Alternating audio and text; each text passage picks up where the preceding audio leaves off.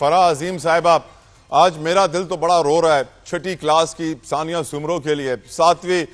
Class کی حفظہ کوثر کے لیے، 10ویں کلاس کی طالب علم عیشا سلیم کے لیے۔ یہ بچے تو تعلیم حاصل کرنے جا رہے تھے، سافٹ ٹارگٹ ہیں انڈیا کے لیے، ان کو نشانہ بنایا جا رہا ہے۔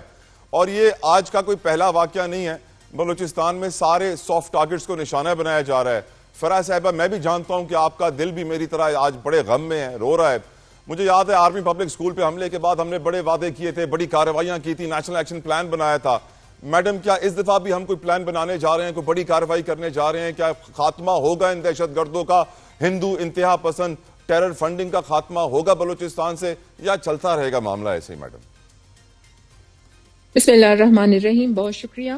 طلحہ۔ بالکل خاتمہ ہوگا اور ضرور ہوگا، اور پاکستان جو یہ ایک جنگ کی صورتحال تھی جو زبردستی ہم پر مسلط کی گئی اور بغیر قصور کے مسلط کی گئی، منہ توڑ جواب جس طریقے سے پاکستان کی طرف سے بھارت کو ملا، اس کا ثبوت پوری دنیا نے دیکھا۔ ہم تو امن کے پیروکار ہیں، ہماری ہی وجہ سے پورے ریجن میں امن ہے۔ ہم نے 90,000 سے زیادہ اپنی جانیں قربان کی ہیں اس امن کے لیے، لیکن آپ یہ دیکھیں کہ وہ ایک فالس فلیگ آپریشن کے ذریعے جس طریقے سے انہوں نے پاکستان پر حملہ کیا، لیکن پوری دنیا نے دیکھا، اور ان کی میڈیا کا میں یہاں پہ ضرور ذکر کروں گی کہ جس طریقے سے جھوٹی خبریں پھیلائی گئیں اور ان کی بہت زیادہ ان کا جو مکروہ چہرہ تھا وہ پوری دنیا کے سامنے آیا۔ سب سے پہلے تو میں اپنی حکومت سے اور تمام جتنے بھی ہمارے پاکستان کے ادارے ہیں، انٹرنیشنل ادارے ہیں اور انٹرنیشنل سطح پہ جو کام کر رہے ہیں، ہم سب کو پرزور طریقے سے یہ مطالبہ کرنا چاہیے کہ بھارت کو ایک دہشت گرد ریاست قرار دیا جائے، یہ بہت ضروری ہے۔ اور پھر بنیان المرصوص کا آپ یہ دیکھیں کہ جس طریقے سے بہت بڑی یہ کامیابی تھی، خراج تحسین پیش کرتے ہیں، لیکن اب یہ مکروہ چہرہ دوبارہ بھارت کا کہ وہ اپنے جس طریقے سے سپورٹ کر رہے ہیں یہاں پر اپنے پیروکاروں کو، اب بلوچستان میں جس طرح ان پھولوں کو مسلا گیا، میں کہتی ہوں یہ درندگی کا ثبوت دیا ہے کہ جنگ کے بھی کچھ اصول ہوتے ہیں۔ آپ یہ دیکھیں، اب تو بات ہمارے بچوں پر آ گئی ہے۔ اب میں اپنے جتنے بھی ہمارے سٹیک ہولڈرز ہیں، ہماری حکومت ہے، میں تو برملا یہ کہتی ہوں کہ اب جو آپریشن کلین اپ ہے اسے ہونا چاہیے۔ اب کسی کے ساتھ کوئی رعایت نہیں برتنی چاہیے، کیونکہ بات ہمارے معصوم بچوں تک پہنچ گئی ہے۔ اب جعفر ایکسپریس کا جو واقعہ ہوا، آپ دیکھیں کہ اس میں کھلے ایویڈنس ہم نے پیش کیے بھارت کے خلاف۔ کلبھوشن جیسے لوگ جو ہیں وہ ملوث ہوتے ہیں ایسے واقعات میں۔ آج بھی جس طریقے سے ان بچوں کو اس دہشت گردی کا نشانہ بنایا گیا، سارے ایویڈنسز بھارت کی طرف جاتے ہیں۔ بھارت ایک دہشت گرد ریاست تھی، ہے اور ہمیشہ رہے گی۔ اب فرا صاحب آپ بتائیے بلوچستان کی اندرونی صفائی کیسے ہوگی؟ یہ پروکسی سے ہماری جان کیسے چھوٹے گی؟ اندرونی حالات بہتر ہم کیسے کریں گے؟ کچھ اس کے بارے میں انفارمیشن ہے میڈم؟ دیکھیں، جس طریقے سے بنیان المرصوص پہ ہم سب نے دشمن کو اس کا ناپاک چہرہ دکھایا، اس کو منہ کی کھانی پڑی، اسی طریقے سے بنیان المرصوص ہم سب قوم کو یکجا ہو کر، متحد ہو کر اپنی پاک فوج کے شانہ بشانہ ان کی بیک پر کھڑے ہونا ہے۔ پوری دنیا کو بھی یہ پیغام دینا ہے، اور آپس میں بھی اسی یکجہتی کی ضرورت ہے۔ ہمیں اسی بنیان المرصوص کی طرح ہی دہشت گردی کے خلاف بھی لڑنا ہے، لیکن یونائٹڈ ہو کر۔ انشاءاللہ بلوچستان میں آپ دیکھیں گے، کیونکہ آج بھی ہمارے جتنے بھی سٹیک ہولڈرز ہیں وہ سر جوڑ کے بیٹھے ہیں، اور اب دہشت گردی ہو، بلکہ میں پورے بلوچستان کے سننے والے کو آج یہ بھی کہوں گی کہ جو بھی دانستہ طور پر یا غیر دانستہ طور پر سوشل میڈیا پر ایسے جو گروپس ہیں جن کی وہ پشت پناہی کر رہے ہیں یا ان کی فیور میں بات کرتے ہیں، انہیں بھی یہ سوچنا ہوگا یا تو وہ پاکستان کے ساتھ کھڑے ہیں یا وہ پاکستان کے دشمنوں کے ساتھ کھڑے ہیں۔ انشاءاللہ آپریشن کلین اپ ضرور ہونا چاہیے اور جلد ہونا چاہیے، اور اب کوئی بھی رعایت نہیں برتنی چاہیے۔ اور انشاءاللہ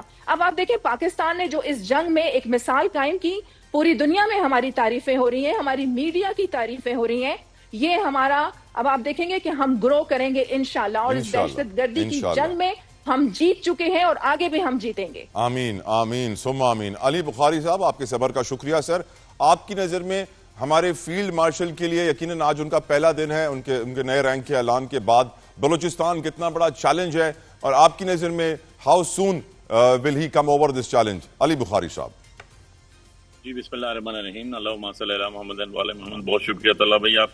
دیکھیں طلحہ بھائی، بلوچستان جو ہے یا ہمارے باقی صوبے کے پی ہو یا کسی بھی شہر سٹی ٹاؤن کمیٹی میں اندر جو بھی دہشت گردی ہوتی ہے وہ ٹالریٹیبل بالکل بھی نہیں ہے، اور آج کے دور میں کسی ملک نے بھی ٹالریٹ نہیں کیا، ٹالرنس لیول شو نہیں کیا۔ جب بھی آج کے دور میں ایسے واقعات ہوئے، میں 9/11 سے سٹارٹ کروں تو پوری دنیا کے نقشے بدل گئے، دنیا وار کے زون میں داخل ہو گئی، کیونکہ اپنے لوگوں کی پروٹیکشن، اپنی پروٹیکشن، اپنے ملک کی پروٹیکشن پریورٹی ہوتی ہے ہر اسٹیٹ کے لیے، ہر ملک کے لیے، اور اپنے ملک کے شہریوں کو بچانا، ان کی عزت جان و مال کو تحفظ دینا، بیرونی طاقتوں سے بچانا، یہ ہی اسٹیٹ کا بیسک کام ہے۔ اب بات یہ ہے کہ بلوچستان کا مسئلہ تھوڑا سا سینسٹیو ہو چکا تھا، اور اس کے اندر میں حیران ہوں کہ دیکھیں انڈیا کے اندر ایک آپ نے دیکھا ہوگا کہ انڈیا کے اندر جب یہ بھی جو واقعہ ہوا پہلگام والا، اس میں 35 لوگ جو ان کے مارے گئے، اس کے بدلے میں پوری ایک جنگ 1.5 ارب لوگوں کے درمیان سٹارٹ ہو گئی، 2 اسٹیٹس، نیوکلیر اسٹیٹ آپس میں کھڑی ہو گئی۔ سملرلی جب ہمارے ہاں یہ پرابلمس چل رہی تھی، اور جب ابھی نندر جیسے لوگ اور وہ گلگوشن جیسے لوگ ہمارے پاس موجود تھے، اسپیشلی گلگوشن جو کہ بلوچستان سے ہی پکڑا گیا تھا، تو ہمیں بھی اس ٹائم بالکل ٹالرنس لیول 0 شو کر کے ہمیں اس کے اندر بڑا ہائی وولٹیج جس کو کہتے ہیں نا آپریشن سٹارٹ کرنا چاہیے تھا، تاکہ دشمن کو یہ پیغام مل جاتا کہ اگر آپ ہماری ٹیریٹری کے اندر کسی بھی قسم کی فسطائیت یا کسی بھی قسم کی ٹیررزم ایکٹیویٹیز میں انوالو ہوں گے تو ہم آپ کو اسپیئر نہیں کریں گے۔ نمبر 2 چیز یہ ہے کہ کچھ ایسے مسائل ہیں جو ہمارے کچھ عرصے سے پنپتے جا رہے ہیں اور ہم نے کچھ گنجائش پیدا کی۔ فار ایگزامپل بلوچستان کا مسئلہ اگر میں اس کو ڈیپلی ہسٹوریکلی دیکھوں تو یہ 1972 آنورڈ سٹارٹ ہوا ہے، تھوڑا کرتا اور آج وہ ادھر پہنچ گیا۔ لیکن اس کو ہم نے سولوشن کی طرف لے کر جانا ہے، اور جیسے کہ میں نے کہا کہ جو ملیٹنٹس ہیں ان کے ساتھ ٹالرنس لیول 0 ہونا چاہیے، جو وہاں کے مقامی لوگ ہیں جو اپنے رائٹس کی بات کرتے ہیں، جو سول رائٹس کی بات کرتے ہیں، بالکل ان کو وہ رائٹس، ان کا حق ہے، کانسٹیٹیوشن آف پاکستان کے تحت جو بھی اس دائرہ اختیار کے اندر رہتا ہے اس کو وہ رائٹ دینا چاہیے۔ اسٹیٹ کا یہ کام ہے، کیونکہ آپ نے اپنے لوگوں کو سیٹسفائی بھی کرنا ہے، آپ نے اپنے لوگوں کو جو ہے وہ سیٹسفیکشن کے ساتھ ساتھ ان کو فل اپرچونٹیز بھی پرووائڈ کرنی ہے، اور لا اینڈ آرڈر کو بھی مستحکم کرنا ہے، نافذ کرنا ہے، گورنمنٹ کی رٹ نافذ کرنی ہے، اور جو اس ایلیمنٹ سے ہٹ کے بات کریں گے ان کے لیے ٹالرنس لیول 0 ہوگا۔ اب جیسے کہ ابھی ہم نے ایک ریسنٹ جنگ لڑی، اور اللہ کا شکر ہے کہ پوری قوم، پوری افواج، بری بحری